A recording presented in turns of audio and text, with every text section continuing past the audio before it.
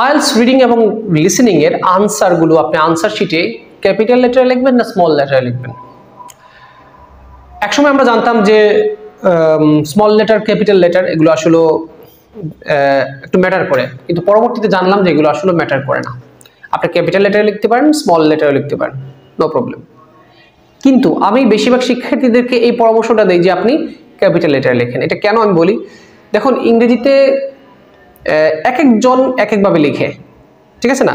আমরা যখন স্মল লেটারে লিখি তখন এক একজনের অভ্যাস এক এক রকম।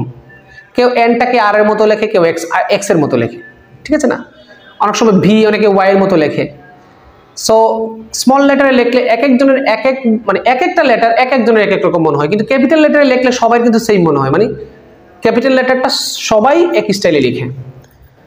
সো ক্যাপিটাল লেটারে যখন লিখবেন লেখাটা আপনার ক্লিয়ার থাকবে, ওয়ার্ডটা স্পষ্ট থাকবে, মানে না বোঝার কোনো উপায় থাকবে, মানে এমন কোনো অসুবিধা হবে না যে এক্সামিনার বুঝতে পারছে না। এক্সামিনার আপনার ওয়ার্ড ঠিকই বুঝতে পারবে। সুতরাং লিসেনিং এবং রিডিংয়ে আমি পরামর্শ দেব ব্যক্তিগতভাবে আপনি ক্যাপিটাল লেটারে লেখেন। তবে অনেকে মনে করেন যে সময় নষ্ট হতে পারে, না আসলে এমন অভ্যাস করে নিলে এমন কোনো সময় ডাজন্ট ম্যাটার।